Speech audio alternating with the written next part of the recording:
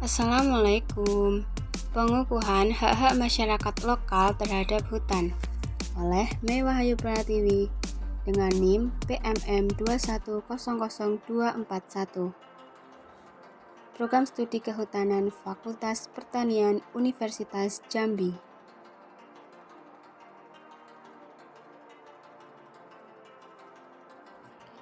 Pengukuhan hak-hak masyarakat lokal terhadap hutan.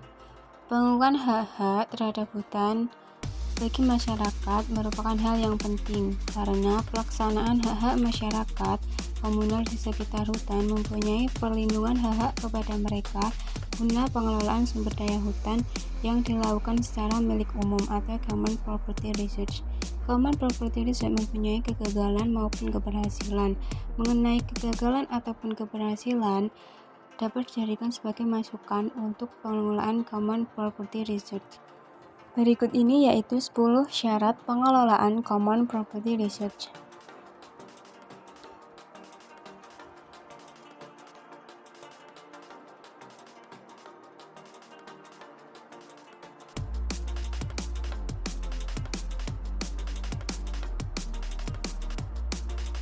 Syarat yang pertama, pengelolaan Common Property Research adalah terlindung dari intervensi luar. Di sini masyarakat komunal sekitar hutan mempunyai hak untuk menguasai dan mengatur SDA lokal, memanfaatkannya untuk memenuhi kebutuhan mereka.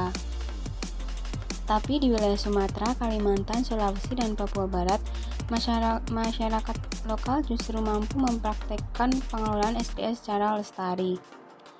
Tapi masalahnya yaitu hukum yang tidak jelas atau status hukum yang tidak jelas, seperti terlihat yang ada pada di layar HP kalian. Selanjutnya, hal baik ditemukan di Papua Nugini, di mana hak masyarakat atas hutan diakui oleh pemerintah. Dari mesin-mesin pemotong kayu portable dapat mendatangkan lebih banyak penghasilan kepada penduduk desa dibandingkan oleh perusahaan-perusahaan multinasional. Buruknya, di tempat yang tidak mengakui masyarakat setempat atas sumber daya alam, maka efektivitas dan nilai ekonomi seperti itu tidak dapat ditemukan, seperti sistem perladangan terbuka. Yang kedua, batas-batas sumber daya harus jelas demarkasinya. Maksudnya, untuk memberi sanksi karena telah melakukan kesalahan pelanggaran, sebaiknya dilakukan pembangunan pagar atau patok yang jelas. Maksudnya, pembangunan batas tersebut harus dilakukan secara tidak memihak, dan pelanggar batas harus diberi sanksi karena telah melakukan kesalahan pelanggaran. Sebaliknya, mereka yang bermukim di wilayahnya dan dilanggar haknya dapat membekukan adanya pelanggaran, sehingga pembuatan pagar berfungsi untuk menghindari hal tersebut.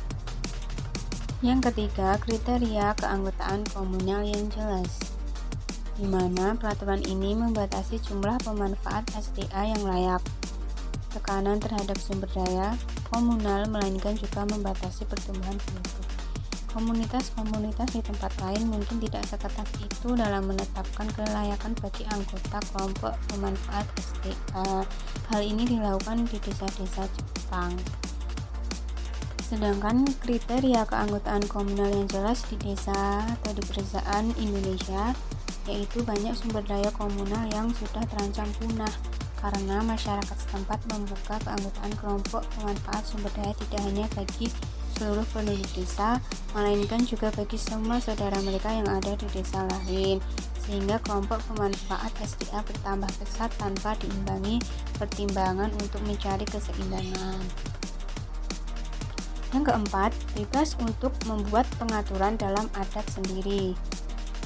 Maksudnya, apabila sumber daya common menunjukkan tanda terancam, desa mungkin dapat mengubah peraturannya. Desa dapat mengatur redistribusi hasil panen dengan cara mengumpulkan semua hasil yang diperoleh setiap warga, kemudian membagi secara merata atau undian kepada setiap rumah tangga. Dengan hal ini, desa mungkin akan memperpanjang waktu penutupan wilayah yang mengalami kerusakan. Syarat yang keempat selanjutnya yaitu apabila seperti di wilayah pedesaan Jepang, hak komunal dipertahankan kepemilikannya atas mereka. Mereka bebas mengadaptasi peraturan pemanfaatan yang sesuai dengan apa yang mereka nilai baik dan bebas untuk memanfaatkan peluang komersial yang menarik. Seperti dari kelima contoh, salah satunya yaitu desa dapat menyewakan hak atas tanah permukaan kepada hotel dan resort di daerah olahraga Sky, atau bebas menjual properti komunal mereka, sehingga masing-masing bisa mendapat keuntungan mereka sendiri-sendiri,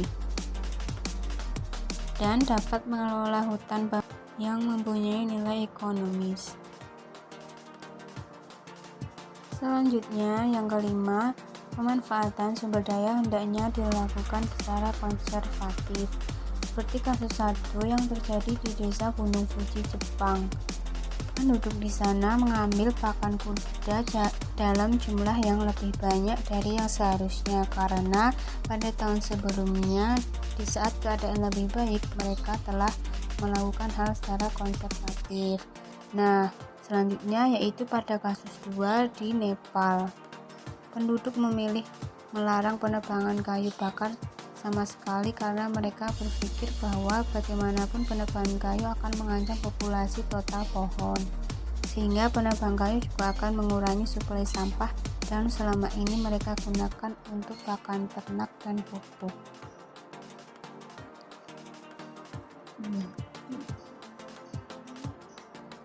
Syarat yang keenam, peraturan pemanfaatan harus jelas dan mudah diterangkan. Dalam hal ini, seringkali rezim common property menetapkan batas kuantitatif jumlah produk yang boleh diambil setiap pemanfaatan di setiap zona properti komunal. Pembatasan ini melahirkan komplikasi dan kecurigaan mengenai terjadinya pelanggaran, pengukuran, penimbangan, dan diskusi. Diskusi antara pemanfaat dan penjaga menghasilkan 3 pertanyaan berikut. Lalu yang keenam, peraturan pemanfaatan harus jelas dan mudah diterangkan, yaitu kadang-kadang peraturan yang lebih sederhana justru dapat lebih diterapkan. Peraturan yang jelas dan dapat diterapkan mempunyai hidup lebih mudah untuk para pemakai sumber daya, sehingga kesalahpahaman dan potensi konflik juga dapat dikurangi bagi pihak yang memonitor. Yang ketujuh, sanksi hukum harus ditegakkan, di mana sanksi atau denda yang diberlakukan tidak harus terlampau keras. Sanksi terhadap mulai dari hukuman ringan bagi pelanggar yang baru saja melakukan dan hukuman lebih keras bagi pelanggar yang berulang kali melakukan. Syarat yang ke-8, agar distribusi hasil dapat dibagi secara adil. Di sini rezim common property tidak selalu menciptakan keselarasan pendapatan bagi masing-masing anggota kelompok pemakai, sehingga adil tidaknya pendistribusian produk-produk commons sangat berbeda dari satu kelompok masyarakat ke kelompok masyarakat lain. Seperti contoh di India, commons menjadi sistem kesejahteraan bagi kaum miskin. Mengapa anggota kelompok yang kaya bisa saja berhak terhadap penggunaan commons, tetapi mereka memilih untuk tidak memanfaatkan hak itu? Lalu secara de facto akses kepada SDA ini meningkat bagi anggota miskin, sehingga anggota miskin tersebut mau bekerja untuk mendapatkan produk commons. Selanjutnya ada kelompok masyarakat dan rezim commons property tertua di Swiss, Jepang, dan semua rezim pengelola pengembangan ternak dan irigasi. Mereka mendistribusikan produk commons kepada keluarga anggota secara proporsional, sehingga sesuai aset pribadi yang mereka miliki di luar wilayah commons. Lalu ditemukan subkelompok yang merasa dirugikan, lalu mereka tidak mendapatkan akses.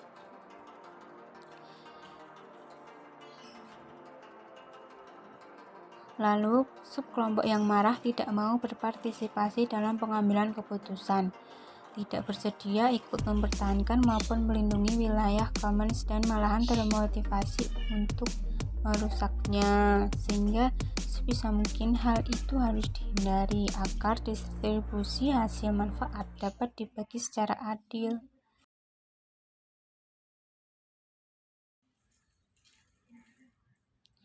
Pengelolaan Common Property Riset yang ke-9 syaratnya yaitu biaya transaksi dalam mengatasi sengketa harus ringan. Seperti contohnya di Swiss, para pemakai Commons menggunakan reaksi gereja pada hari Minggu sebagai kesempatan untuk mendiskusikan masalah dan pengumpulan iuran.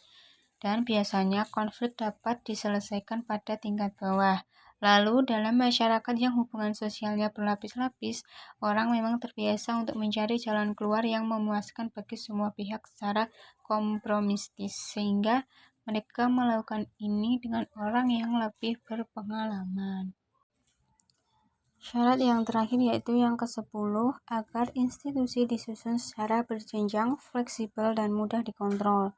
Dalam mengelola SDA besar sebagai sebuah unit, seakan-akan kontradiktif dengan perlunya memberikan kebebasan bagi masing-masing kelompok pemakai sistem sumber daya itu. Salah satunya cara mengatasi kontradiksi ini adalah dengan menempatkan masing-masing kelompok pemakai dalam organisasi piramid. Dengan cara demikian memberikan kebebasan dan koordinasi secara bersama-sama. Itu yang dimaksud dengan berjenjang, fleksibel, dan mudah dikontrol. Nah, sekian dari saya. Apabila ada kata-kata atau hal yang kurang saya sampaikan, saya mohon maaf.